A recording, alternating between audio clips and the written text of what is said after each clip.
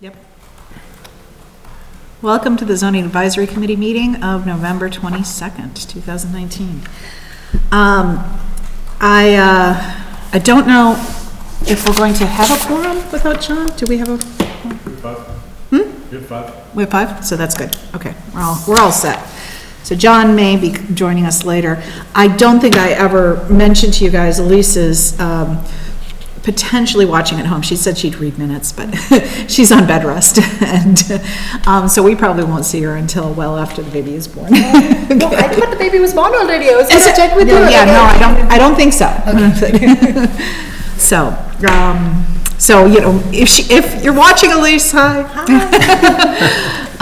Okay. So our first agenda item is to review wording and vote on removing car wash use from the downtown business district. Just to review, this came up in combination with another change in last year's town meeting, and it got voted down, but it was very clear from the comments that this part of it would have been voted up, you know, if it had been separated. And I think that we, you know, we've certainly seen that downtown business district doesn't really have the room for a car wash facility and the cars that might queue up in that area as well. So that's, you know, any other comments, support? Anything? I think what I was told was Yes. the history of it was once upon a time where the Sunoco was, they thought that a drive-through car wash could go there, but then the business owner clearly decided they don't want that anymore. Yeah. And I think I am happy to vote for this. But I'm not really terrified of the car wash downtown anyway, but I'm happy to vote for this. And if they did, if Sunoco did change, I wouldn't drive through there. That wouldn't scare me, but I'm fine with this, and I'm happy to vote for this. Would this include an independent car wash as well as something that Sunoco may have had in mind? Okay, Yes. both. And it's by special permit. Okay. It's in 210-20.3. The following uses shall be allowed in the downtown business district upon the granting of a special permit by the Board of Appeals. So this is, car wash facilities is just one of the 5 things listed. A4. Yep. So I have a general question. Yes. So from the previous discussions, I remember if to change a bylaw or remove something which was already permitted, if a business already has a permit to it, it may be an issue, but otherwise you can alter things, right? So do we know if somebody in downtown district already has a car wash permit, then like Sunoco or the gas station? Not that I'm aware of, no. Okay. And John, I don't think you've seen evidence of any of that. Any car washes or any proposed car washes or anything. But anybody who does hold a permit would, it would be grandfathered, because zoning changes are only going forward in time. Going forward. Okay, good. And we're voting on this in order to go to town meeting, because it has to be voted in town meeting. Yes. So I will entertain a motion to recommend this change to strike car wash facilities from the special permit downtown business district. What we vote on is recommending to take it to planning board. Planning board then discusses and votes on it and whether it goes to town meeting. So, and then town meeting votes on it. I make a motion? I'll second. Okay, thank you. All those in favor? Aye. Aye. Opposed? Abstentions? Okay. You need a gavel there. I know. But the other chairs, you know, I think some of them would abuse a gavel. I'm sorry, was that unanimous vote? Yes. Yes. Okay, wireless communications bylaw. This is the memo that was sent out, as well as it's in paper copy in front of you. Memo sent out by John. Essentially, there were some changes to state law, I think? Federal law. Federal law, that we wanted to change our bylaws to be in compliance with that. And has everyone had a chance to review the changes that John is proposing? Yes. Anyone have any questions about them? Just one question. For L, instead of facilities, we are making it new facilities. That means, is that because anything which is not new gets covered by the changes in A? Good question. Trying to remember how this is worded in the federal rules. So I think you can regulate height of new facilities. You cannot regulate height of existing facilities if, I think that's it. If it's existing, you can't regulate the height Only new. unless it's like so let me reword this. So existing facilities, they can expand them. They can't expand them, and the language that they put in the federal law is that does not substantially change the physical dimensions or tower or base station. So you can expand it, right, for an existing facility, but they're already there, so you can't regulate the height necessarily. So if the height of the existing facility already exceeds what a new facility would be allowed to do, then you can't really do anything. New facilities, the town can regulate that because that's not provided for in the federal regulations. Okay, okay. Thank you. Okay, and I think I know the answer to this, but I'm just gonna, for clarity. So if a facility is desiring to expand and they come before whatever, permits are necessary from the town, say the tower height does exceed that which is in our regulations for new towers, what you're saying is that as a part of the changes, we can't also then go back and say, yeah, but now you have to comply with the new towers, the height restriction. So we're saying that it's only, we cannot in any way make them comply with. Yeah, it's confusing. Yeah?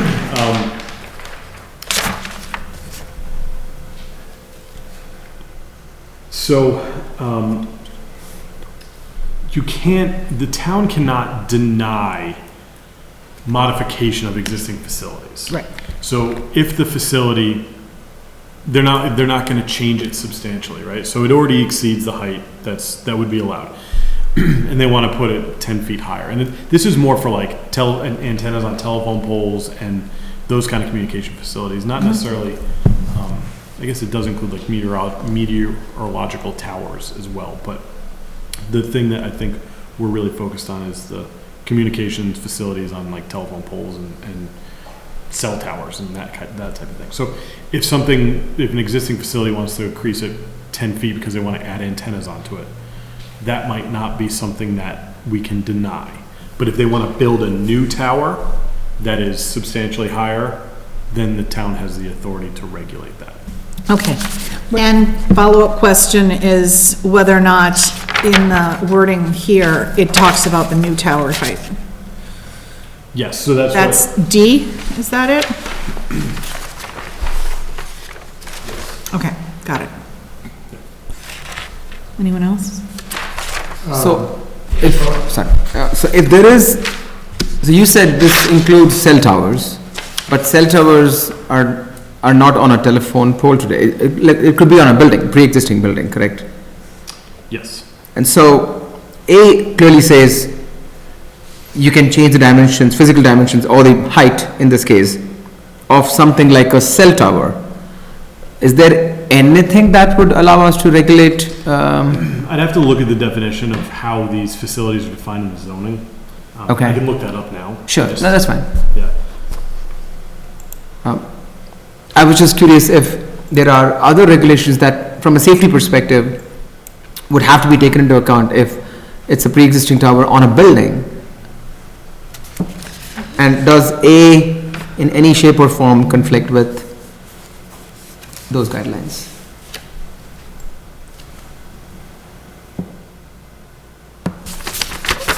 So K and L also deal with the height of antennas and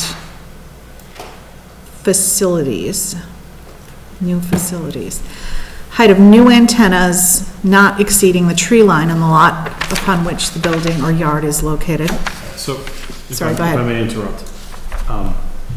Okay. The wireless communication facility is defined as a structure with antenna, if any, designed to facilitate the following types of services: cellular telephone service, personal communication service, and enhanced specialized mobile radio service. Type of structures facilitating these types of services include but are not limited to a tower, water storage tank, building, and utility poles.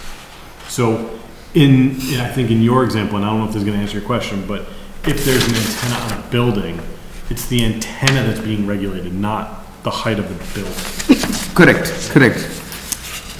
But is there any, okay, I think that. So if there's a building, and I don't even know if there is a building that's 100 Right, I'm feet not tall sure, in exactly. Hopkinton, but Yeah. if there's a building that's 100 feet tall, and there's already a tower, a cell phone tower that extends 15 feet above that, there's nothing the town really can do to regulate that. I mean, it's Got already it. existing. Got If it. somebody wanted to put a new tower on a building that makes it 115 feet tall, then the town has the authority Okay. to do something. Okay. If they wanted to expand that tower, that's already 115 feet above the ground, so 100-foot building, 15-foot tower, and they want to put another 10 feet on it, the town is really limited on what they can regulate for that. 'cause That's it's interesting you say that, because somebody could start off as a well under the rules and then Right. build out something However, larger. there is a provision that that goes back to the language of, that does not substantially change the physical dimensions of a tower or base station. Okay, So you can't build 15 feet and 15 feet and 15 feet and 15 feet. Okay. Because that would substantially change it. okay. Is there any time where the town could make guidance for safety issues with this? Because it doesn't cover anything. What type of safety? Well, like, if the current tower is decaying of some sort, okay, and they're coming to, put more of height on it or something, and, can't we say, listen, that's fine, but you gotta fix this base because it's, It's a good question. I would imagine that would come under building code at some point, because the structure itself would probably not be up to code, and then they would have to follow building code. They may get grandfathered in to the existing structure, so then they would just be able to replace in kind. That's a good question. I don't know the answer to that. it's not part of this material, so I just didn't know if there was another part that we should be looking at in conjunction with this. So I don't think that would be affected by the change at the federal level, Okay. because it would be a determination by the zoning enforcement officer, or the director of municipal inspections, for the building code purposes, if that's an existing structure, and how they replace it, if that then is considered still an existing structure. Okay. Would, sorry, no, go ahead, please. No, go ahead. Who wants the I floor? was just gonna ask, does 210-101D, tower height shall not be more than 100 feet? Does that continue to provide us a safeguard for excessive height? I mean, it So looks like that's this is for the still, new towers, essentially. that would be for the, okay, So if there's a tower that's 99 feet already, and they want to put 2 feet antenna on top, that wouldn't substantially change the dimensions of Okay. the tower, so they would likely be able to do that. okay. That's what I was curious about. I was reading your intro paragraph. This is your language, I assume. It's part my language, but a lot of the federal guidance that we received. My first comment is just a comment. I think it's funny that regulation of cell phone towers falls in a Tax Relief and Job Creation Act. I Yeah. like the way government works. The way government works. The real sticky thing is substantially change, right? One of your examples was if you had 10 feet. Well, if it's a 50-foot tower, that's a pretty substantial change. If it's 100-foot, 10%.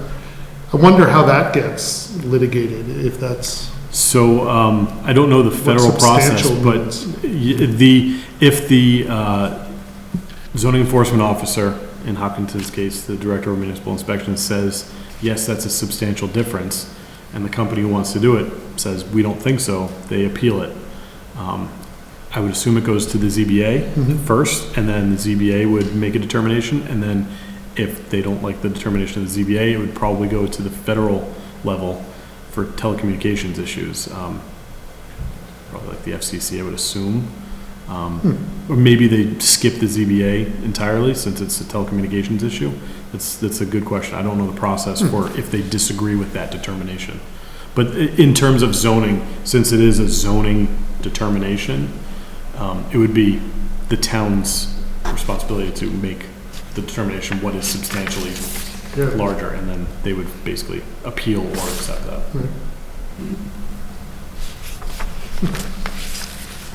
Okay. I have one other comment, and this may be something that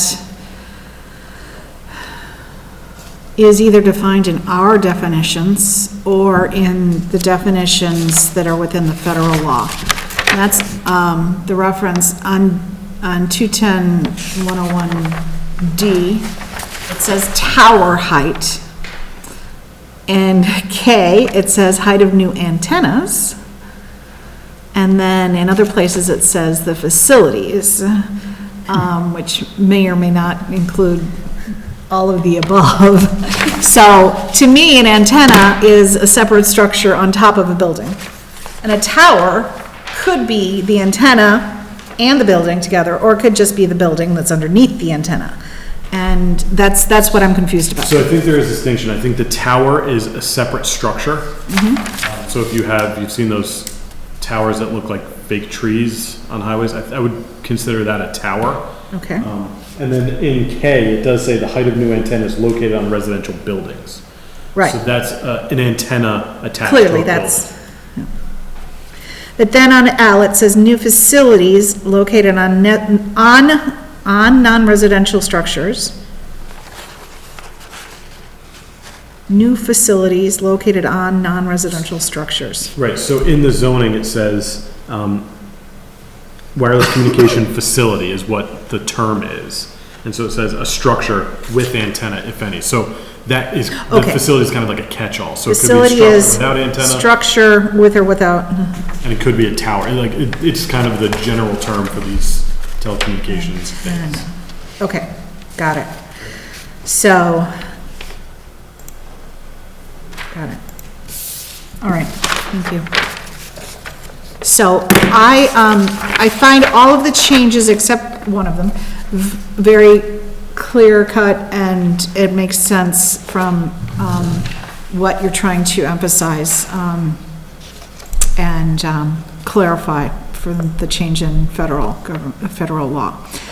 The first change, by putting new in the first sentence of A, does not make sense to me, because it makes it sound like this entire bylaw refers only to new wireless communication facilities, which is not true. It refers to both. But just the way it's worded, and I'm not saying that the first sentence is incorrect as changed. I'm saying it implies that the entire article is only referencing new. So, that's where I would change that to perhaps, no wireless communication facility shall be newly erected or installed, except in compliance with the provisions of this article. And you could say an and after installed and say, or existing, you know, what is it? Changes to existing I mean, wireless communication facilities, that sort of thing. reading that now, I think you're correct. I think we could just take out new. Yeah. Because going through it, the new was the one that you could regulate, whereas the existing you couldn't, but seeing that it's installed, I think that changes it, and you can install antennas on existing facilities, and That's it's true. still regulated by this bylaw. Yeah. And I think the changes further in the bylaw that don't prohibit changes to existing facilities don't require the new at the beginning of this sentence. So I think we could just take that new out. Okay, I'm good with that. The simpler, the better. I would propose another minor change. ahead. Any proposed extension in the height that does not substantially change the physical dimensions of a tower or base station. Do we need to add the physical dimensions of an existing tower or base station? I mean, do we need to, Which one is this? It's in A. it's an A, yeah. Any proposed extension in the height that does not substantially change the physical dimensions of an, should we say existing tower? I mean, it's implied. Do we need to explicitly say existing there? You can't change the dimensions of a tower that doesn't exist, Right. Fair point, can you? you know? Good point. Very good point. And because it's the extension, Okay, so that kind of implies an existing tower. got it, okay. Okay.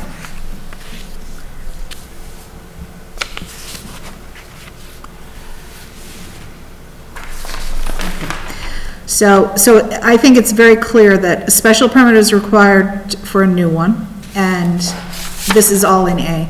And the changes to a station that are not substantial, you know, I'm not gonna read the whole thing, does not require a special permit. So, yeah, I think that's very clear. What kind of permit does it require? Extensions? Really almost nothing. I mean, do they have to just, I mean, they have to, They have to go through FCC permitting, okay, stuff like that, but in terms of local permitting, they may have to submit a building permit. yeah, that's what I was thinking. I mean, I So think building that's the permit is point of review, but other basically than the only that, thing. No permits, yeah. Okay. Anyone have any other questions, changes, comments? Just a comment. Now, because we are changing shall require a special permit to not require a special permit, in 21000C, if applicable, all that stuff has to be filed by the special permit holder. But if there is no special permit holder, like on the first page, last point, C, if there is no need for a special permit, there is no special permit holder. Does that language get negated then? I'm sorry, where are we talking? The C. last point, C? On 210-100? Yes, 100C. So first page. Yes, it implies that it's a special permit only for the new facilities. Right, but- so any new facility will get The special permit. we'll need to get a special permit for this. And then they'll be required to do, as it says, as a special permit holder. Older facilities may have a special permit before the federal regulations came down and said you can't regulate these types of things. So those also might be special permit holders. I don't know if there are any, I would assume there probably aren't many, if any, that aren't special permit holders because they would require one previously. And now Yeah. that they don't require one, Going new forward. ones still require one, so it'd Yes. be, there might be like a small window where no one required one, but I don't think that's actually the case, so. Yeah, Would it be more appropriate to just say by the facility owner? Not necessarily, because some of these, wireless communication, like antennas and cell towers and stuff, lease space on other facilities. So there might be multiple owners on one, But Piece. each one of them needs right, but I to don't submit know it. who is responsible for going through this process of getting certified. If it's the owner, or if it's like they had an agreement with the lease people, I don't know what that is. Oh. So I don't know how all that works, Okay. to be honest. So I wouldn't change it from what it already says until we know what the process is of how they handle all that information. And I don't even think that's a local issue. Because the special permit is what the local body issues and regulates through, not ownership or leasing of the facilities. I don't know, I'm working around what I'm trying to say, but I understand. since we can regulate the special permit, I think that's probably the best way to identify these. Before it goes to the public forum at planning board, I think that we should send it to our legal counsel and just ask that question on that particular point. Because that'll save a step for planning board to ask the same question over again and kick it out.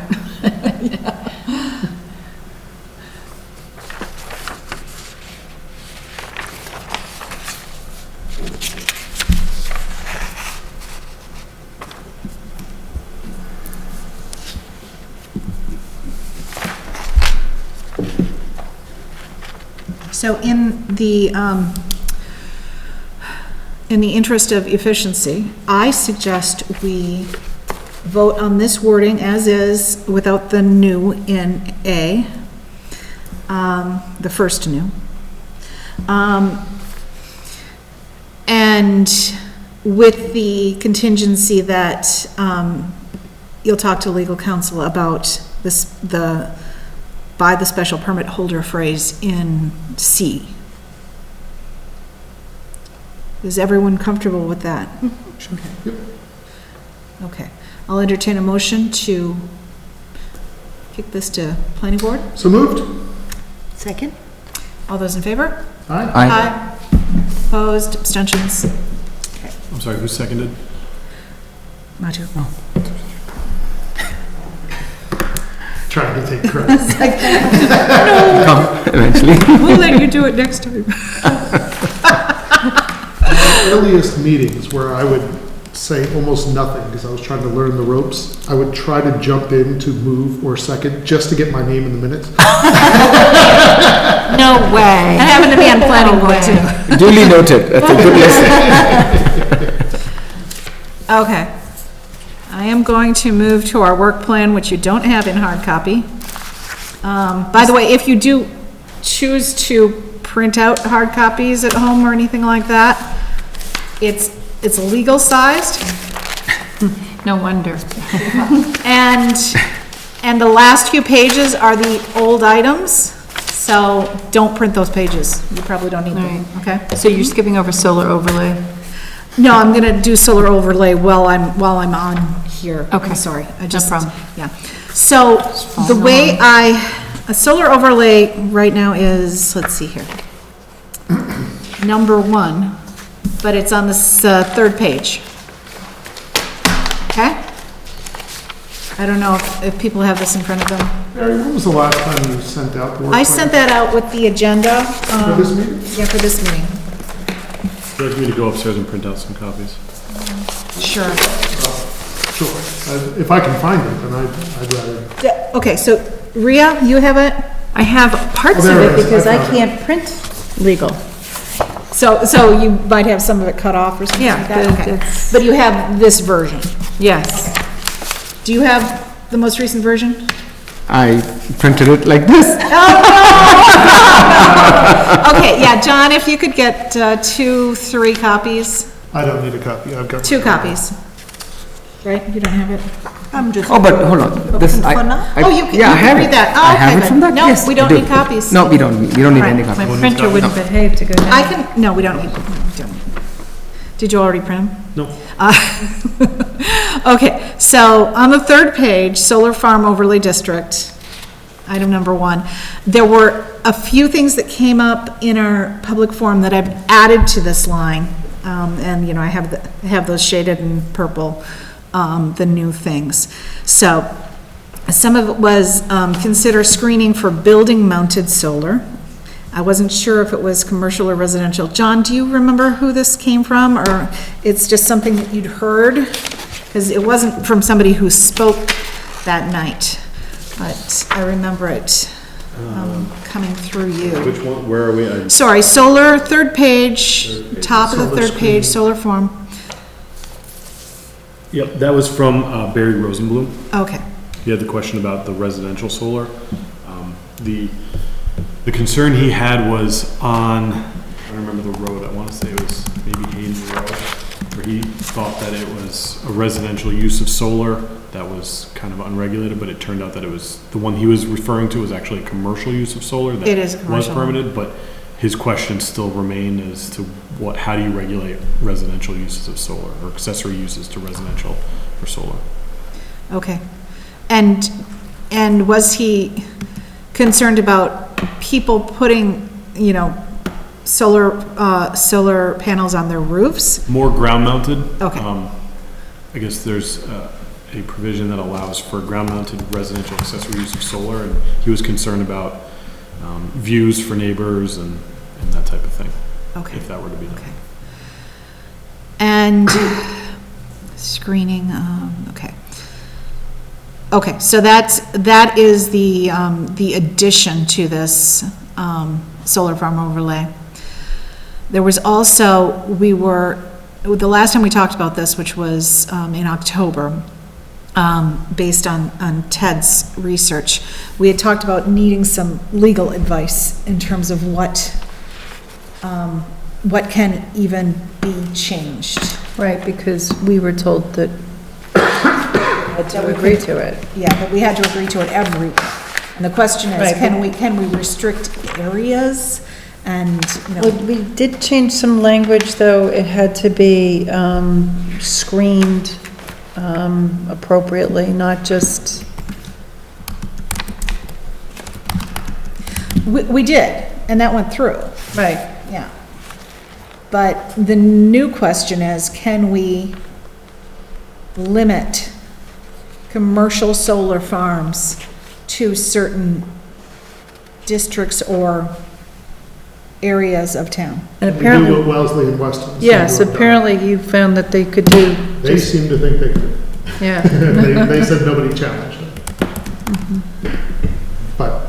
But so then I think identifying those something to ask locations. before we got to it, Yeah, so identifying those areas where we would, we could see commercial solar farm on the land permitted is the key, right? So next to the highway, which is what one project was before ZBA. Right, so my memory of our October meeting was, I shared, it seems 2 towns have done it. We probably ought to ask town council, does that mean we have a green light or not? But what I remember, I think, is before we start looking at maps and picking stuff, that you might run it by planning board and just get some feedback from them before we spend a lot of time trying to figure out what the 5, 6, 7, 8 of us think are in zones. Because I think that could be a messy process, and if we went through that and then went to the planning board and they said, what is this? We're not doing this. Right. That would be a Big waste- frustrating. Big waste of time, exactly. So, people think that I should do that with planning board prior to us asking legal counsel? Can we do both at once? We can. Just wondering, I just think we should do those before we start looking at maps and proposing areas. I'm a Ted. I don't hear that often. I'm with him. Say it again. Okay, so I will take the action to talk to the planning board about just their thoughts about whether or not this even makes sense to try to restrict it to certain zones, and that, don't worry, we're gonna check the legal ramifications first. But do they think that that's a good idea? And if so, do any of them have any specific ideas about where? Yeah, like some guidelines for us, maybe.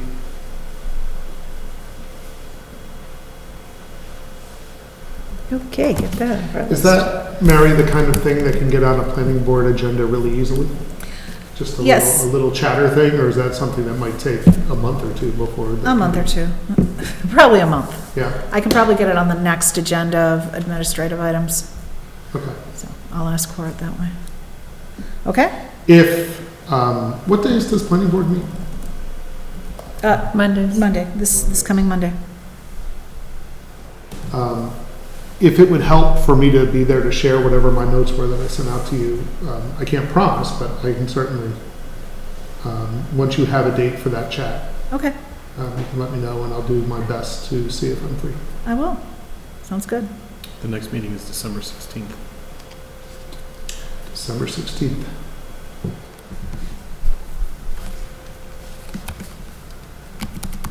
I mean, this is not something that's gonna go on this town meeting regardless, I wouldn't because, think so. because it's gonna take, so they may kick this, off their to-do list. They're gonna focus on what's gonna be prepared for. It is Town meeting. possible, but Yeah, I'll try.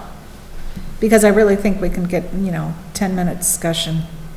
Right, I mean, all I'm looking for is a green light to say, go ahead. John's looking Zach, skeptical. And start figuring out parcels, right. Yeah, because, it is gonna be a long process. Right, Because so we need it's, guidance to start it, and that's what I'm gonna try to sell it. All right. So, does anyone feel, any comments about the concern and the need for more screening for residential ground mounted? I think we need to limit these things somehow so that they're not everywhere, because I think it's going to affect more people negatively than positively. Even though I like to see clean energy, it's just one of those things where, if you're cutting down trees in order to put solar panels, it sort of makes them It just doesn't make a lot of sense to do that. mess of things, That's for right? sure. So it is not building mounted, but it's more ground mounted that is of concern. So I'm changing that in the notes because I misunderstood that. I personally think that building mounted, for residential, no, I don't think that, neighbors should be able to say, no, those, are unsightly. I'm like, sorry, my house. If you've got a big industrial building and and that faces a neighborhood, it's almost got the same effect as if it was ground mounted. Right, yeah, and that has, should be taken into account, especially, based on grade, because, I remember driving by a building that had solar panels on the top of it, an industrial building, but it was way low below the ground, so that it almost looked like the solar panels were at ground level, because they were at the level of the road, so, okay. Solar panels currently on commercial properties, are they commercial, is it a special permit process? So that takes into consideration whether you're shielding it or not, I'm assuming, right? I should clarify, it's not on commercial properties necessarily, it's a commercial use of solar. Right. So they could be located on any zone type of land, doesn't have to be commercially zoned. Do you know if anyone is inquiring for rooftop mounted solar arrays for commercial use? Those are not usually regulated in zoning. So they can just talk to the landlord? And They it would wouldn't need have to building go through. permits. But that's the part that I was talking about, is if they're doing, a 40,000 square foot building's an acre. It's like you're talking about an acre of potential solar panels on top of the building. It should be screened appropriately. I would think that the special permit process could do that, if that would fall under that. That would not fall under the commercial use. Because the commercial use of solar is, I believe, limited to ground mounted. So it's not considered commercial use if it's just benefiting the business that's in that building? Be accessory to the principal use, which is that building.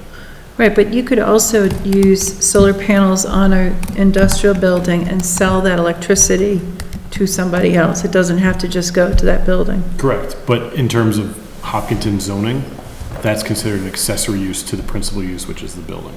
And that still is a special permit process, or no, it's not?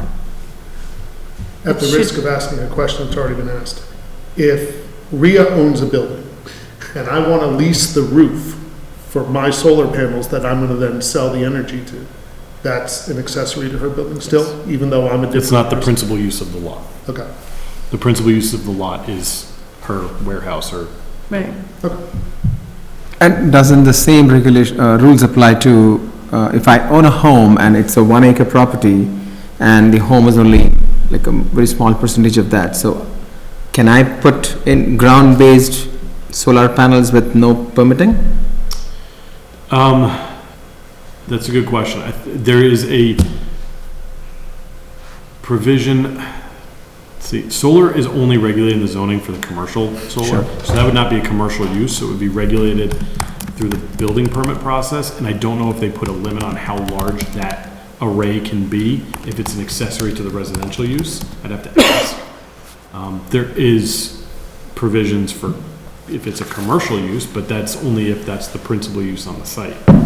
So in your example, that would not be the principal use on the site, so it would not require a special permit. It would require a building permit, Okay. but it would require a special permit. And so in that same regard, so the screening itself is not something that is mandated today? Is it mandated? For commercial use, for you residential? get a special permit, it is. So if you do a commercial use of solar, Yes, the screening is essentially required. correct, but if it's done in a home, is it? No, and that's what Barry's concern was, that's why he brought it up. Okay. Yeah, just for that reason. Okay. Well, sounds like we will be considering that. But I suggest that we do it in conjunction with any changes that we may make to the overlay kind of concept. So we're dealing with all solar at once. All things solar in one Yeah. bucket? Okay. Is that good? My only worry with that, Mary, is I think it would be really hard for us to think that we could get by town meeting a solar overlay proposal if it's all approved. For this year? For this year. No, I agree. But we could deal with better screening for this year. But if we Okay. bundle it as one item, that means we're delaying something that we could maybe deal with this year. Okay. You know what I mean? Well, yeah, I know what you mean. Yeah. I thought we voted and passed this screening. We did, but it didn't deal with accessory It's uses. not the residential part. I got it. Residential. So residential solar isn't regulated in zoning. No, it isn't. So how would you regulate the screening for something that's not regulated in zoning? Right. Someone give us a clear pathway, and then we can talk about it. Because I'm all confused now. I mean, do other towns regulate the screening portion of the residential solar? Towns do it all different ways. Oh, okay, okay. Yeah. So there is a precedence for towns having screening restriction requirement? I Oh, you don't know of that, any okay. examples. I would Okay. assume there are some, but I don't know. Okay. But towns regulate solar in different ways. Okay.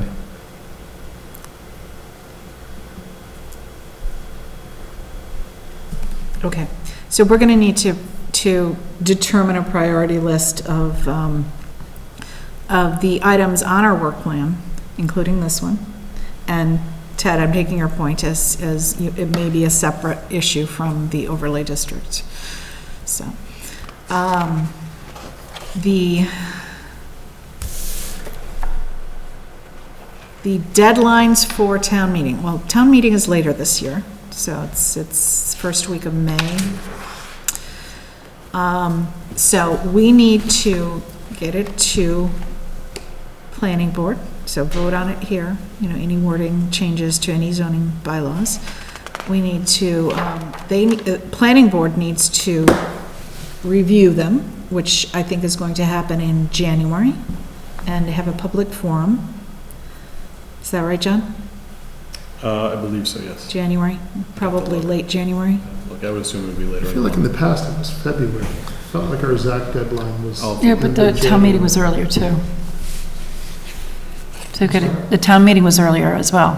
Oh, so you're saying we have even more time? Yeah, we have, My memory was that planning board discusses in February, and maybe even bleeds into March.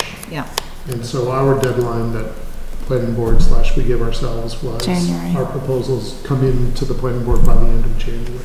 Yeah, I think that that's reasonable. And in the meantime, I'll see whether or not that schedule, we can even slip a week or two into February, to get any more done. All right? Yep. So, when we're going through this, flag anything that you feel is, basically two different criteria. One is things that we can take care of quickly, that are likely to be simple word changes that we can then vote on, or not a controversial subject that requires a lot of research, or that you think is going to take a lot of discussion here. That's one thing. And the second thing is things that you think are, whether or not they're, you know, gonna take some research and some work, things that you think are critically important to deal with sooner than later, okay? Through the chair, if I may jump in. Yes. I opened up the schedule from Elaine. Town meeting warrant closes on February 3rd. Is How that could that earlier be? than all? That So, seems so that's, way early. that's for the warrant, so you would have the recommendations for zoning articles. The planning board conducts a public hearing on the zoning articles in February. So it would be after the warrant closes. Right, but they can put them on the warrant and then take them off Correct. if they choose to do so. So, so we still, I think we can do at the end of January. But obviously, we're not gonna hold on to all of them and dump them on them at the end of January. We're gonna, you know, give them to them as we get them done. February 3rd, wow. It's 90 days before the meeting. Oh, okay. All right. Guess so. Okay, so I'm just starting on page 1, right at the top. So this one I'd flagged as, again, this is absolutely necessary if the special town meeting next week approves that downtown corridor project is going forward. Okay, so with that assumption, this is critical to have on the warrant if any zoning changes are to be made on a temporary basis. So the idea behind this is the business survival plan for construction downtown, for the downtown business district or during the downtown corridor project. So it's a temporary relaxing of certain zoning restrictions on temporary signs, et cetera, et cetera. Anything else that we can think of or that other people suggest. And This is an easy one. it should be an easy one. Let's go. Okay. The second one, allowing the zoning enforcement officer to determine whether pre-existing structure change is minor in nature and eliminating these from the zoning board of appeals list of things. So I also think this is an easy one, although, you know, we have to do a little bit of work to make sure we've got the right, all the right zoning bylaws referenced and so on. So it's, so we get the appropriate wording in there. Airbnb, short-term rentals. And, you know, obviously, this may be an entirely new bylaw. Could be related to hotels, B&Bs that we have currently. But I think that this is gonna take a great deal of discussion and probably some more public input. And probably can't make it to this year's town meeting. Right, but this could be a focus for next year and start it right after we get through the planning board. Could be.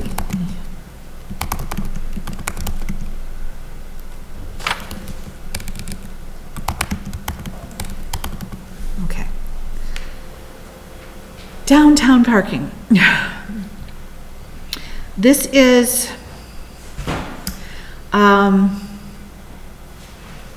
we previously tabled this. We voted to table it. It is in our gray area down at the bottom. But it was raised by our, no, it's okay. Oh, okay. Yeah, he's here to meet me. Oh, okay.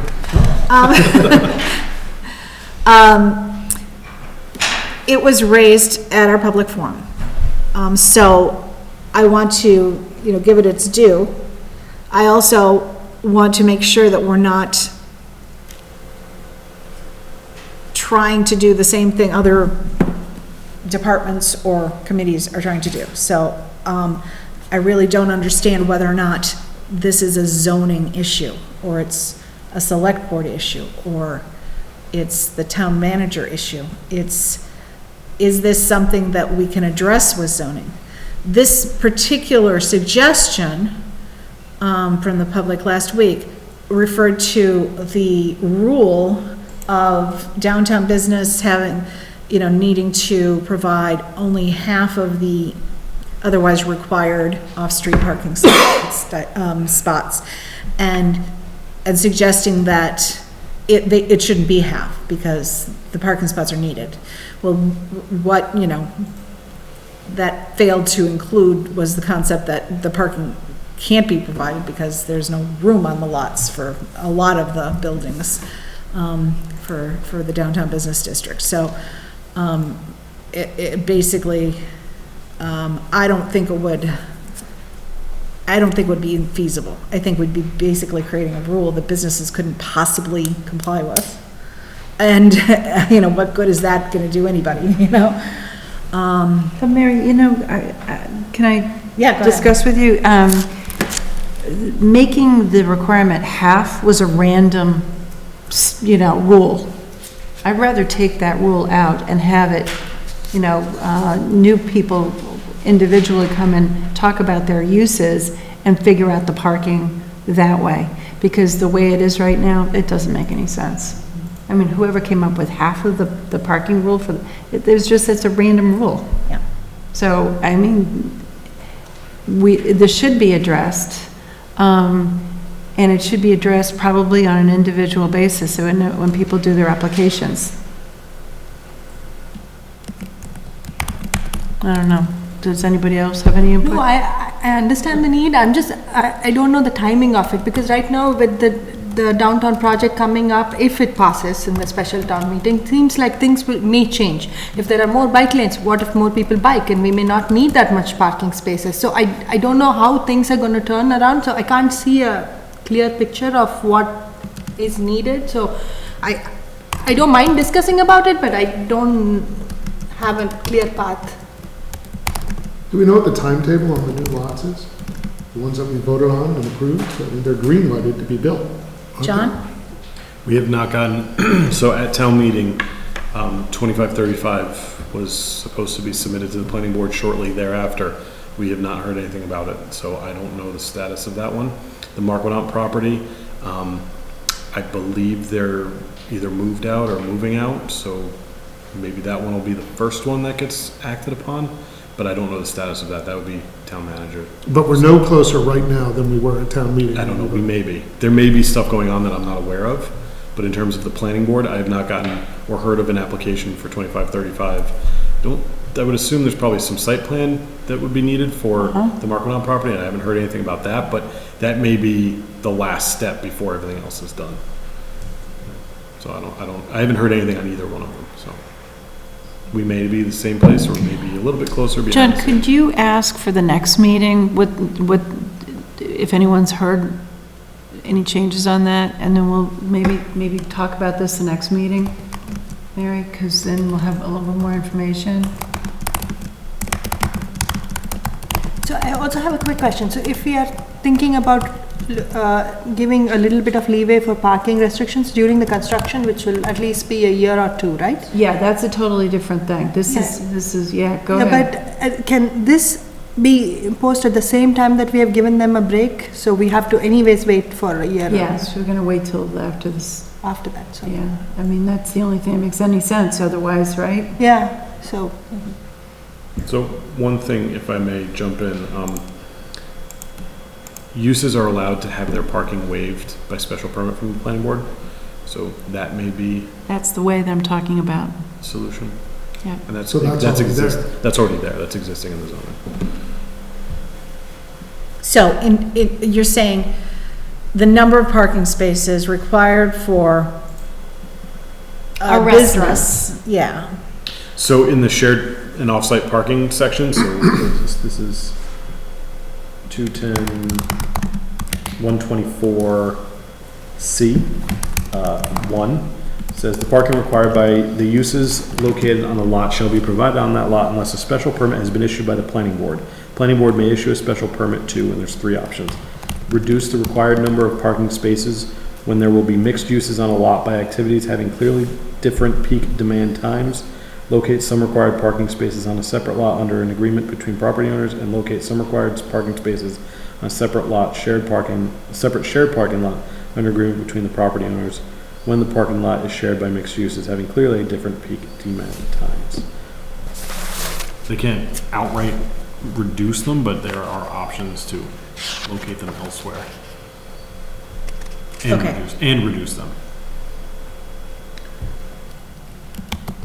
Be adjusted by special permit through the planning board.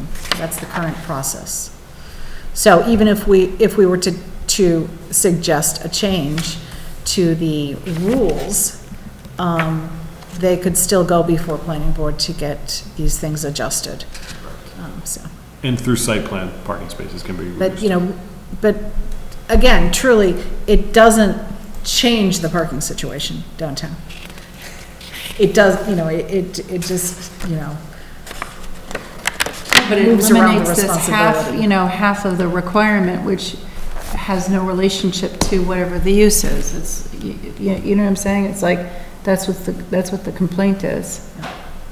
And that's Now- what's caused the problem. I've also heard, and I can't remember where it was here, but thinking about it more rationally based on uses rather than, basically expanding the rule on parking to talk more about the uses and to subdivide it better. Again, formulas don't always work. Right, but we finally have a parking requirement rule that has something to do with restaurants that, Ted, you and I worked on. I remember that. That was fun. And it's a normal requirement, and it passed. And that is why we have it, because the whole Dunkin' Donuts thing and everything that happened before. So there are some good guidelines per use Yes, there are, yeah. now, but if you take that number and you slice it in half, it no longer has any relationship to anything. And the only reason why this was put in place is because they think that, like, folks at the chamber and other people said, well, we want to encourage businesses downtown, but yes, we want to encourage businesses downtown, but we don't want to create a problem downtown, which is what's happened.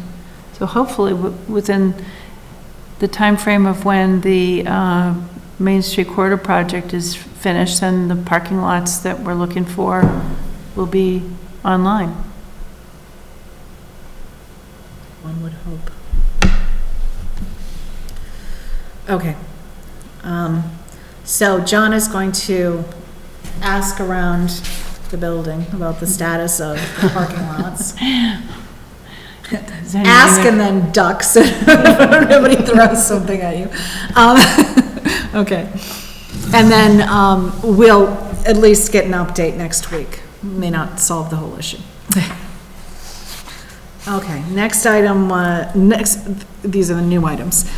Allow more flexibility for house conversions to or new construction of 3 to 4 unit apartments, re-examine accessory dwelling units, etc. This, in my opinion, is a longer term discussion. It's gonna take a little bit more. I also think, generally, I'm not in favor of it, and I think it would be a hard sell at town meeting, because it sure sounds like flooding more and more people into a town, and that's a major concern. I like the way Tom Terry put it, try to find a way to have more affordable housing, and I think that is a problem, and I wish there was a way to fix it. I don't know that this, to me, is the fix that I like, and I think town meeting would probably be very afraid of some of these proposals. No, I think affordable housing is the hat we should be hanging this on, because I haven't heard much about, like, more ideas about affordable housing, and we've discussed it in this forum that this could be a gateway solution to affordable housing, and that is one reason why I've been in favor of this. So definitely, if that requires more research, that's fine, but I think this has to be What I'm about to kept. say is not a proposal. I'm not proposing this. I would prefer to see something that says you're not allowed to knock down the small houses downtown and build bigger ones that people can't afford. That would be a proposal I'd like. That maintains smaller houses for first-time families or older folks. The problem is the developers, the bigger the house, the more money they make, and so I think we run into that. Doesn't make them a lot of money to build affordable houses for people. I know from Concom, we see problems where developments are infringing on wetlands, and the answer we get all the time is, well, we're not gonna make as much money if we don't make it that big. So I agree, and I want to find a solution. I'm not a fan, there's a word I can't find right now, philosophically, of this being the solution. But I'd love to find solutions so that our older folks can stay, so that I moved in as a first-time family, and I don't think, if you took me from 20 years ago, I could not afford to move to Hopkinton now. And I would love for people like me 20 years ago to still have a chance to move in. This is not a way that I like for a solution. And more importantly, I think it'd be a hard sell at town meeting. I'm actually thinking about reframing this one with affordability as the summary item, with, more of the specifics kind of in the comments. And I think Mr. Terry was very open about, he was suggesting a few possibilities, but he said, you guys do the research, So I think he was very open about good ideas, new ideas, but. Well, we could attack this in-law apartment part probably the easiest. Mhm. And that allows for, the ability to have a family member or non-family member. I mean, right now, we have to have a family member, right, John? Yes, that's why it's worded. And so maybe that's the easier one to take on. There will be people who say, no, I don't want that in my backyard. Yeah. And when it was discussed at the zoning advisory committee a couple of years ago, when we had a really big group, there was a lot of that. There was a lot of people saying that. It's like, no, we need to restrict that, so. There was also discussion, I think, as part of this suggestion from Mr. Terry about 40R zoning. Mm-hmm. Can you brief us on? Sure. So 40R zoning, and I think he gave me more credit than I deserved on this, because I still don't know that much about it. He was singing 40R praises of you, as Yes, I can he remember. was. 40R zoning is known as smart growth zoning, and it allows for several different things, and Mr. Catino actually probably knew more than I did about this. But one of them is a starter home provision, which, Ted, I think is what you're kind of talking about, where you allow for smaller lots, smaller size houses, and by doing that, you get certain provisions from the state and through the zoning itself. It's kind of, I don't want to say it's related to 40B because it's not, but it's in that same type of realm of trying to increase housing so that it's normally affordable, lowercase a affordable rather than capital A affordable. And then Mr. Catino was also mentioning how he believes there's a provision for if school children are generated, the state pays a certain amount so that it offsets those costs. Which 40S, right? Was it 40S? Yeah, it may be. It may be part of that whole package. Again, not super familiar with 40R. I just kind of know it in general.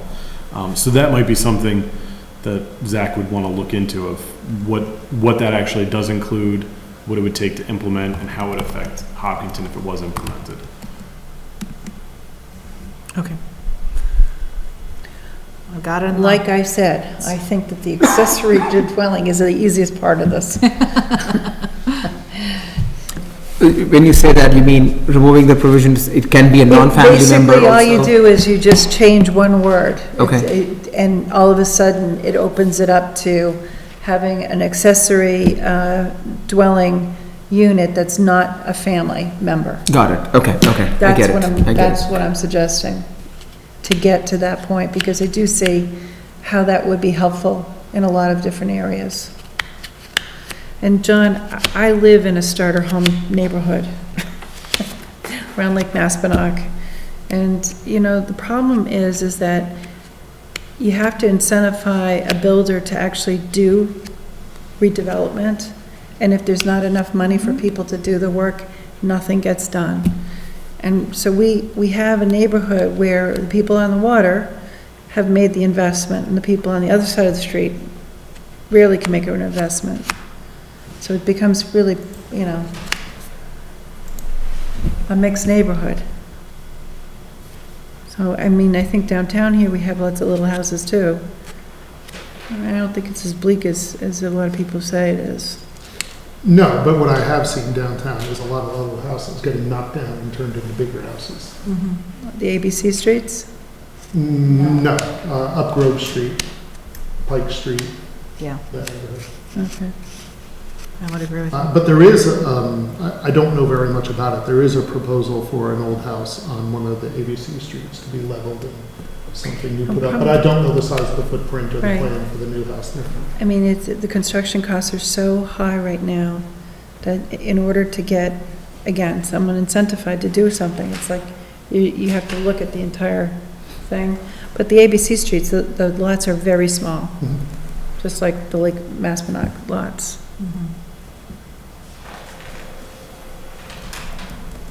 So yeah, that requires a lot more debate, I think. I agree. Because I mean, it's just your frame of reference, I think. Yeah. Okay. Next item, So what are we doing with this one? it's going to be a longer term item. I mean, it's not, Not even just to try to attack the, I think that's controversial and requires some discussion about whether or not we make that change. I mean, we can certainly try to fit it in the next month or so. At the risk of destroying the goodwill from you earlier, this would be the third time in 4 years, I think, that we take up accessory dwelling, and it's got a big no at town meeting last time.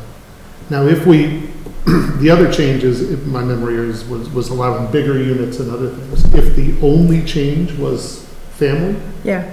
it might be more acceptable, but then a lot of people might say, what's the point? Could you ask the No planning family's board? gonna move into a place that's meant for an in-law, you know? So it might not solve the problem, even if it might be more acceptable Right. at town meeting. Right, that's all I'm saying, is it moves it. Mr. Terry's been here, I think, every year asking for the same thing, so it's kind of like, you know, I feel like we're not addressing, you know, one of our town fathers' concerns, and, you know, if I was Mr. Terry, maybe I wouldn't be all that concerned about this, but he's shown real concern about it, and to take probably the easiest way of handling this and see how it flies. Can you poll the planning board and see? Yeah, no, that doesn't make sense to do that, you know. I think that we need to poll ourselves and have a Okay. discussion about it, because I don't think it's just a quick and easy discussion. But I put it on here for, you know, a January meeting, and that's, you know, just for that point, and we'll discuss it, okay? Okay. See? Okay. This has to do, examine zoning rules regarding street acceptance in relation to Legacy Farms North Road. And this has to do with whether or not, after town meeting next week, there's still a need to examine any zoning pieces of the puzzle in order to make it, you know, a possible acceptance in May. Oh, this is the bus stop issue? Bus stop issue, Okay, yeah. okay. What are the zoning So- issues now? How is it? We don't know that it should be a zoning change, but that's one of the possibilities, and if John were here, he'd be able to explain it in more detail. He's been involved in a lot of the nitty-gritty on this. So, depending on what happens next week, this may be something that we need to get on a warrant for town meeting in May. It depends what happens, okay? So, John, this one was yours, form-based zoning. I think that this is a longer-term item. And you're probably gonna have to do a seminar or something to teach us about this. Okay. Okay, trash pickup for condominiums. Oh, Rhea, I wish you were here last week. So, Yeah, but I don't have condominiums, I'm just talking about people just taking trash. It's like, you know, Yes, but still, I just think of you as the, okay. okay, this, Mr. Garabedian came back. he came back and he's garnered a lot of,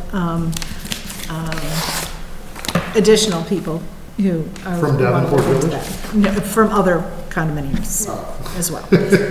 So, my understanding, this is from his memo summarizing this, I put in that, some changes were passed to the zoning bylaws in May 2016 at town meeting. And he's requesting a reversal of those changes. So, we need some research on what was changed and what has been put into the, I don't know if it would be the special permits or whatever the agreements were with planning board and the developers of these various places. If I can do any of that research based on old minutes of the planning board or anything like that, if you can point me in the right direction, like the right folders to look at on Google Drive, and then I can do that.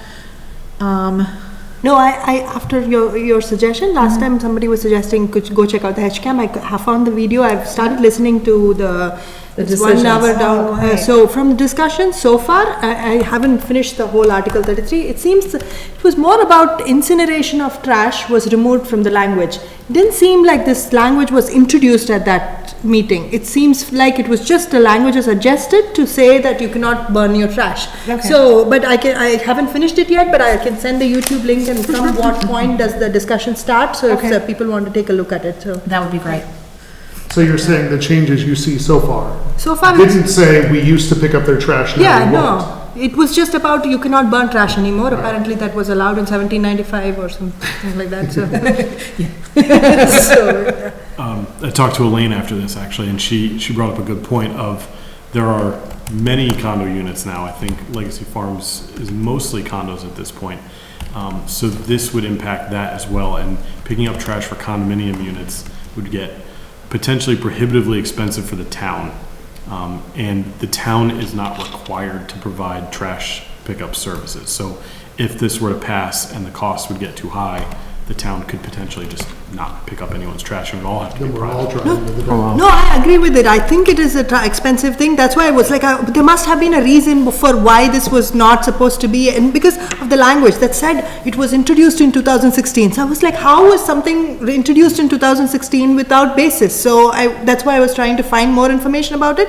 When from that discussion, apparently legacy is governed by OSMD bylaws, and this garden is a different one. So they are different bylaws, is what they were trying to justify it as in the town Potentially. meeting. So I'm too new to this part of it, but it's just out of a sense of fairness, it does seem unfair that if everybody's paying the same proportion in terms of town taxes, they are, like, in all fairness, entitled to the town services, and, you know, for them, That's right. trash pickup should be one of them.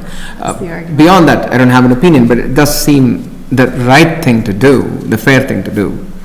But I can't answer that. Okay. Because I don't know what, like Mary was saying, I don't know what kind of agreements were made with the special permits or the approvals, so maybe there is some kind of piece of those approvals that give them a break, or they got something in return for not getting trash collection. I don't know. And I haven't thought about it enough to really kind of Sure, fair logically enough. go Yeah. through that argument. Yeah. But it's a relevant point, so. this letter that he wrote is all about that whole fairness question. He's not questioning the law, he's just saying that, why not? It's almost the no representation without, like, no taxation without the same kind of an argument. I pay taxes, you pay taxes, your trash gets picked, mine doesn't get picked, why? So it's almost at that level, rather than challenging the law itself.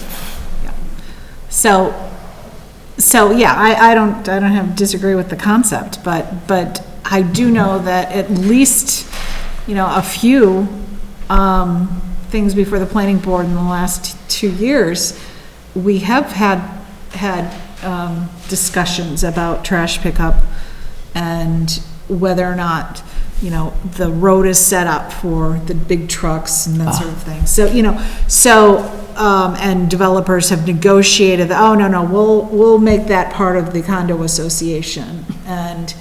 And so if that is the case, and if the planning board did indeed make an agreement with the developer to not require them to do certain things because they were going to include that in the condo association agreement, then we shouldn't be changing it. But I don't know what the situation is. I just don't know. I remember from last year that there was something about these roads don't have to be public roads.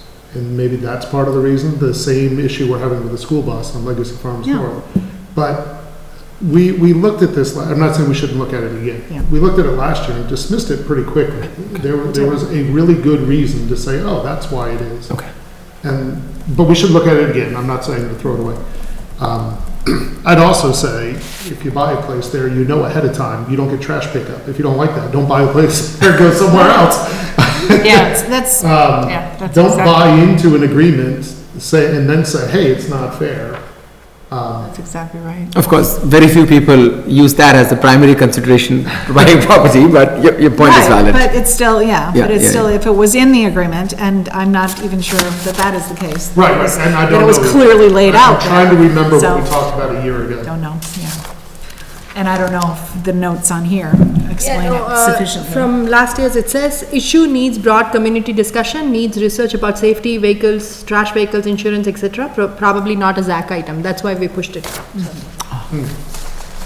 So, because Mr. Garabedian brought it back, let's do a little bit more research on this. And, Good luck. Because you're gonna have to go back to all the we are. decisions for every condominium in We are. Hopkinton. absolutely. And then any amendment to any of those decisions. Yep.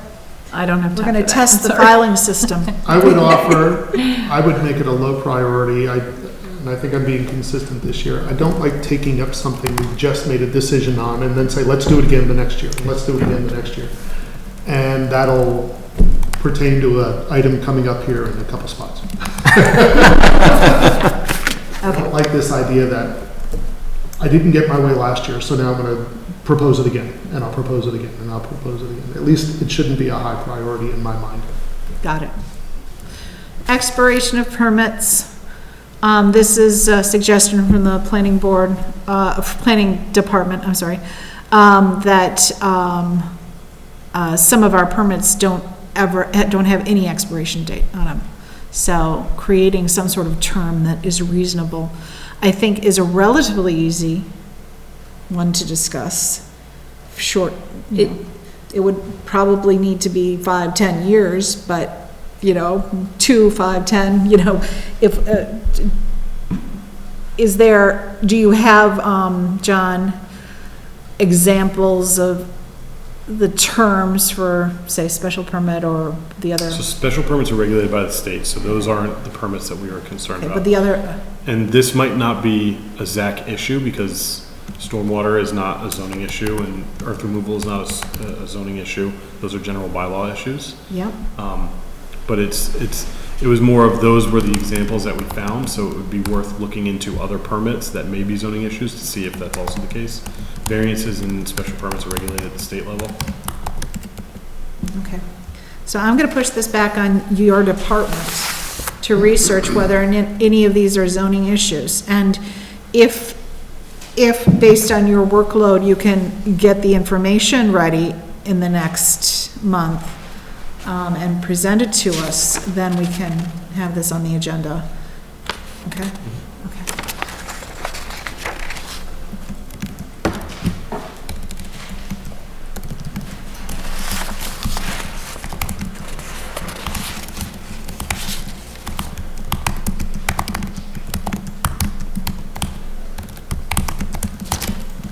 Sorry. Okay, car wash, add to industrial A by right. This, I believe, is one that that got voted down at town meeting, last year. Now, was it exactly that? This was the one that was tied to Downtown Removing business. the eliminating downtown. downtown. And it was proposed by right last year in industrial A. I thought I heard, when I listened to the meeting, I thought I heard it proposed added to industrial A. There's a and B special permit. and- Oh, the other ones as a special permit? I thought it was. Downtown business has it as a special permit Oh, right, but- right now, but, But But I I thought thought- industrial A and B was, The proposal was added by right to industrial A and B and whatever that section is where Hiller's Pizza is, but that's not A or B, what is that one called? Like business district or something? but- oh, Rural yeah. business? Oh, yeah, Anyway, I that's thought the proposal from the Chamber of Commerce was added to more than just industrial A. Nonetheless, my take is it needed a 2/3 vote to win, and it came pretty close to a 2/3 vote, to eliminate downtown and add it. My reading of the room is, if it was only added to industrial A, it would not have been anywhere near as close. That most of those votes were because people wanted to eliminate, and they thought that was a trade they were willing to make. I continue to be against car washes, but again, being consistent, I'm also against taking up an item that we just dealt with, that made it to town meeting and lost at town meeting. And if it's pulled out this way separately, I think it will lose even bigger at town meeting if it's reintroduced. So what we recommended last year was to allow by special permit Right. in industrial A district, not by right. right. That's what we voted for. Then, when it went to the planning board, they added the eliminating it in downtown business district. So it was proposed as special permit, not by right. It was proposed as special permit. With the warehouse or the storage by right. Maybe I'm getting those two confused. Yeah, well, yeah, the storage. So, and then it failed, you know, the language failed. So this is requesting essentially the same thing, but even more so, because More they're so. asking for it Without the by trade. right. Yes. Without the special permit, they're saying it by Oh, right. right, by right, and they're not even, it's not now packaged as a trade-off with downtown. No, when I saw that on the list, I had the same reaction that you did, is that we just had this voted down at special town meeting, at annual town meeting, so. So do you suggest we table it? Yes. Put it down? Indefinitely. Indefinitely.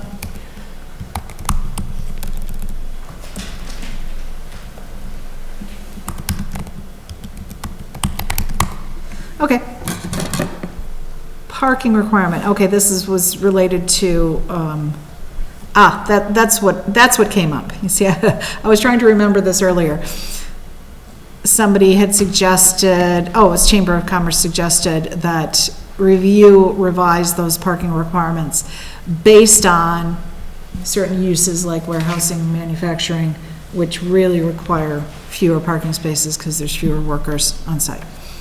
Again, I don't think it's an urgent issue. Because I've never encountered that we're getting lots of requests for warehouses where there isn't enough parking for them. And No, I think they that wanna this put is part of fewer- the chamber's way of saying we're going to try to go after, try to make it easier for businesses to come to town. But I go back to the basics. How does our website, our town website even, even their page is out of date. I mean, it's kind of like, The Chamber's page. yeah. So this is just a pig in a poke. It's not really, it doesn't relate to anything. Right, In there's terms no of- demand for this. There's no demand for this. No This demand is for just this. a scheme by, people who think this is gonna create more business, and it doesn't. And it won't. And furthermore, it's a little harder to figure this out in like South Street, for example, where we're seeing the buildings are sort of like transitioning a little bit. They're becoming higher quality, where there was an industrial building, and now you see offices in the industrial building. Right, So it's, or vice versa, yeah. right, so the requirement for office space is a lot different than it is for industrial. So this is Exactly. more problematic. But again, there doesn't seem to be either, a shortage of parking in those particular places, South Street, it's not really an issue. Okay, and then the next one, consider long-term development opportunities on South Street. It was a good discussion and kind of goes in the same vein as all the things that we were discussing on work, play, live, and biotech, attracting biotech and so on.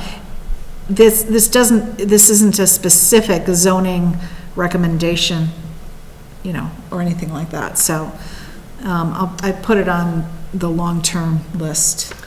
So 80 South Street, which is walkable to the grocery store and it's walkable to other homes, is,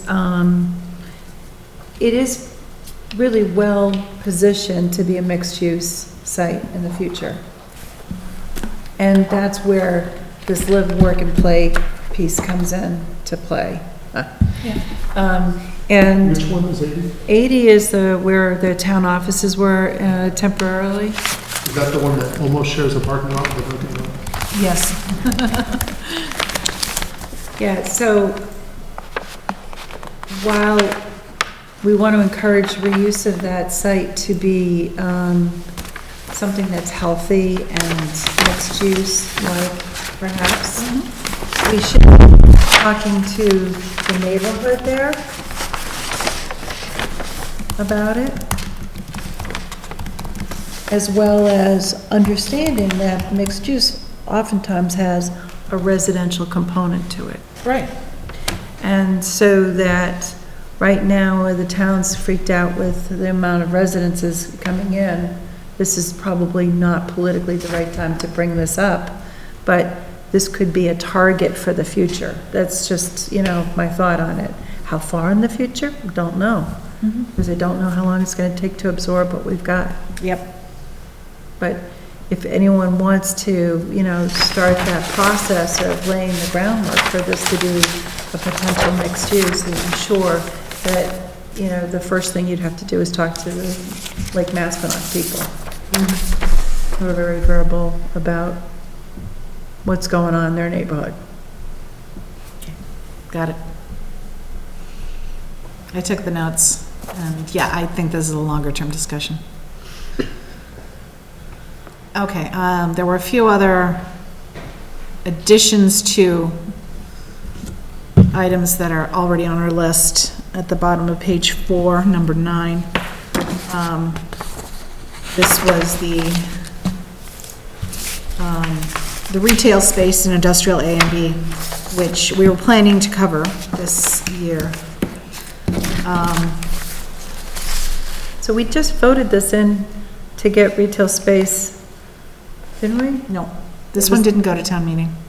Oh, it did. No. So, and this is something that either increasing to 5,000 or increasing to 10,000 square feet, maximum square foot of retail stores in industrial A and B. So that's, again, was just newly introduced by Chamber. It was on their list. But it's on our list already, so. Okay. Again, I don't know that there are retail stores that are looking to go to South Street. There's plenty of other places to go put retail stores. I don't know that South Street's the place to put it. And once you put retail stores there, are you giving up your valuable land that you would have for, biotech labs? This is why it was protected in the first place.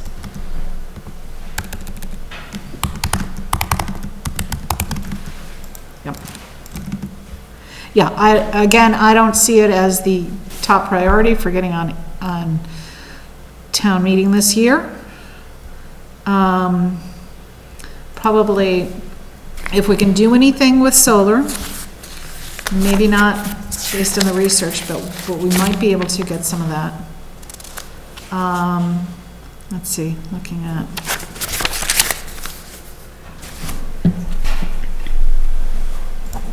Possibly accessory family dwelling unit.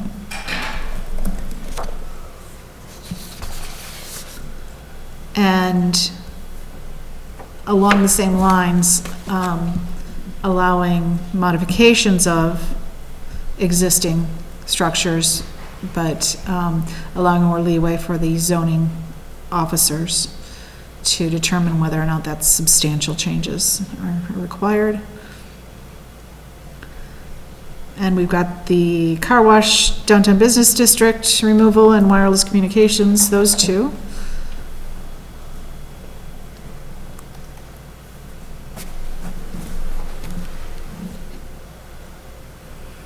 And then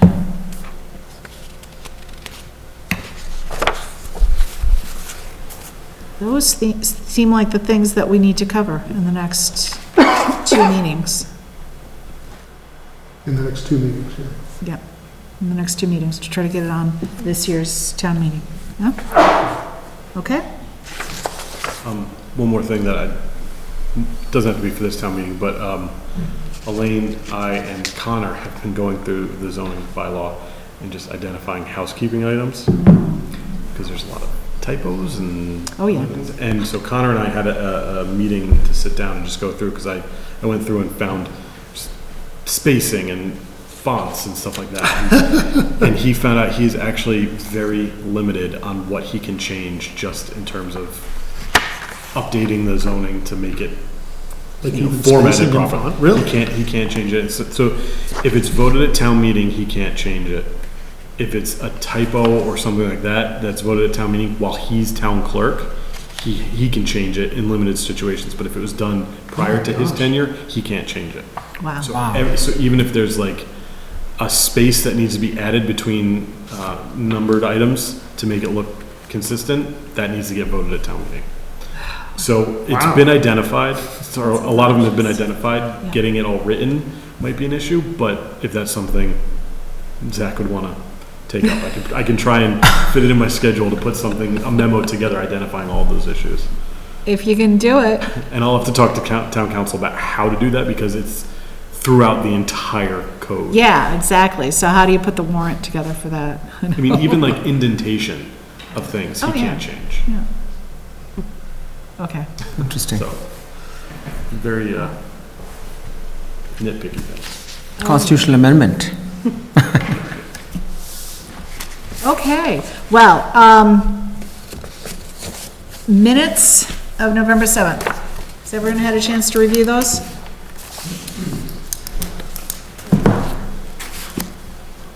Anybody could give me a motion to approve? Who will move? I don't know how, what do I I move say? to Oh, approve the- okay. I move to approve, thank you. Second? Second? All those in favor? Aye. Aye. Opposed, extensions? Okay, we approve the minutes. Okay, so just to review, over the next few meetings, several meetings, and before the end of January, we are going to try to bring all of these to a vote in Zach in order to send them to planning board. The business survival plan for the downtown business district.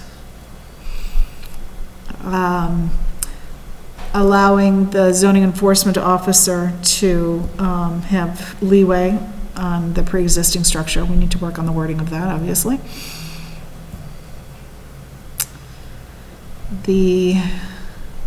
We're hoping to get some more information about the downtown parking lots, but we may or may not be able to make any changes related to that.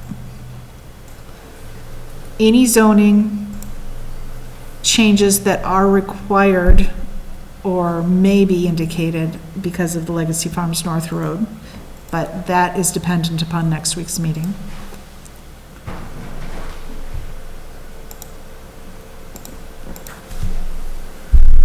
John is going to see whether or not he and his department can research the expiration of permits and any permits that are zoning related.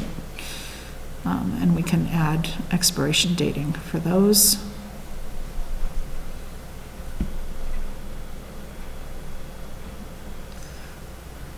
We're going to look at solar possibly with the screening and related to roof mounting.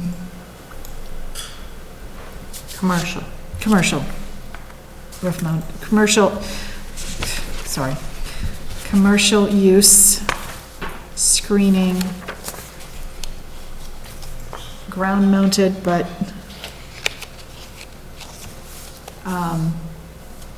whether or not there's any possibility and understanding the restrictions on other, uses of solar. So I can at least explain it to the town, what can be and what cannot be regulated in that area. So, let's see here, I'm just paging down. Already talked about accessory.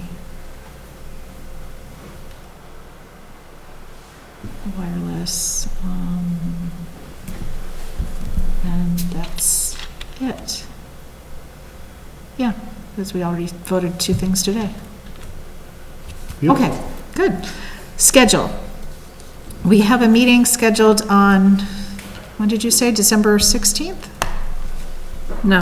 No, it's planning. Oh, no, that's planning board, I'm sorry. Obviously not on the 9th. Where do we have one scheduled? I don't see it in my calendar. So I was like, did don't we have not any. have Oh, another no, one? we have one on December 5th. Are you kidding me? Another Thursday? Yeah. But we don't have to keep it there. The problem is that, Can you put it on December 2nd instead? We do not have one scheduled for December 5th. okay, It's not on the calendar. it's not on the calendar. Okay, good. Are we having one? Let's talk about it. It is too close to the Delete town all meeting, future so maybe I don't know. Oh, 9th, okay. Can we do it December 2nd? When is town meeting again? December 2nd would require you to post Ninth, an right? agenda next Tuesday? Or does the holiday count as covering the days you need to post? No? So you'd have to post it. Yeah, probably Tuesday. Tuesday? So we could manage that Tuesday at the latest. for December 2nd. Second. Could everyone do the December 2nd? Yes. Monday? Monday, December 2nd. So Woodville Historic District has a meeting here. So where would you Okay. like to locate it? So we would need to do another room. Okay. Can you look into that? You just say December 2nd. Yes. It's supposed to be a Main Street corridor forum at HCAM on the 2nd at 7 p.m. At least on my schedule. As long as that doesn't interfere with anybody's Zach meeting. We can My still wife have will be there, but not me to be there. I'm fine with holding it. Sure. Zach, 7 PM, December 2nd. We don't have any hot button issues that's going to draw a big crowd, right? I don't think We're so. not going to pilfer people from other meetings. Okay, so December 9th is the special town meeting. December 16th is the planning board meeting. December 23rd, I don't think people want to meet. Just guessing. Can we do, sorry, we have the 19th, Thursday? Thursday, the 19th. Can people do the 19th? It'll be 2 weeks and 3 days after the second meeting. It's no good? No. Everyone else can make it? Yes, yes. Let's put it in tentatively, because I need to check with the people who aren't here. 10 to 2. December 19th, you said? Yep. Okay. And then into January. There is a January 6th meeting of the planning board. At least that's what I've got on my calendar. So that would give us What about The December the 30th? 13th, I'm sorry? What about December 30th? Monday, December 30th? I'm not around. Everyone's I out, think a lot of people vacation that weekend. okay? I'm around. But So you and I could have a meeting. Yeah, I'd like to be somewhere else, but I don't think I will be. So we got Every 3 time we people. hit I breaks, was thinking every Mexico time we hit here. breaks for school, I imagine where I could be going. Yeah, I end up and on then we Rose don't. Street. I can relate. Okay, so December 30th is not a possibility It's not a possibility, you're saying? for, it sounds like 3 people here. No, I'm could do it. probably here. I have no You're probably plans. here? So- Okay. I'm definitely out. You're definitely out. You're out, yes. So it's, I can ask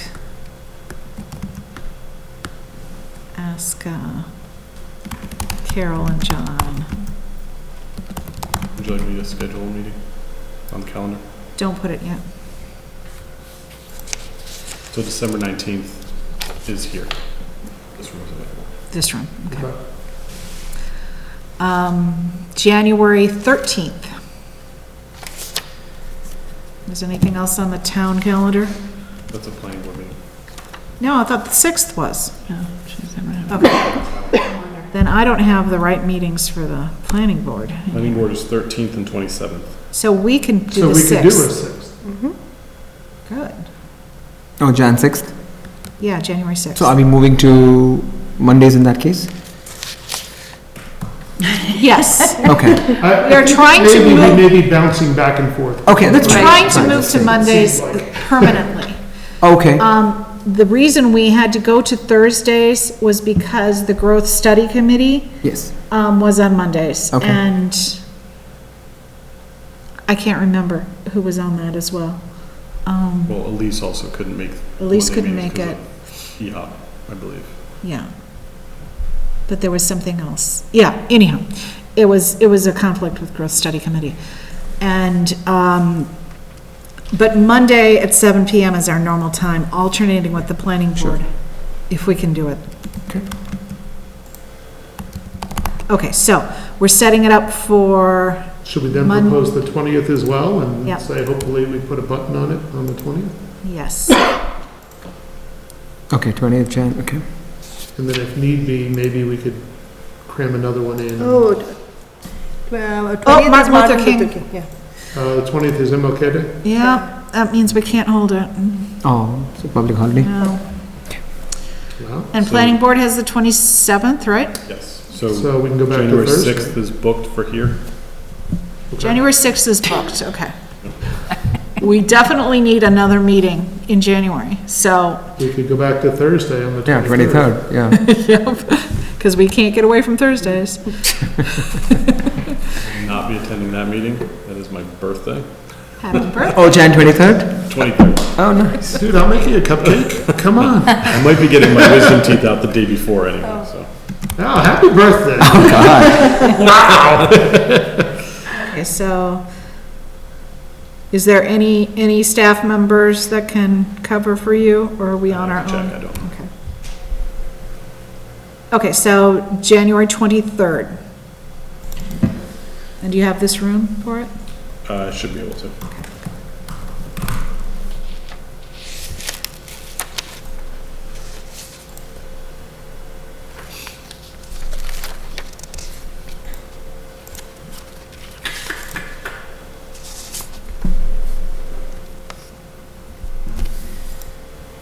By the way, this is the part of the television broadcast that keeps people on the edge of their seats.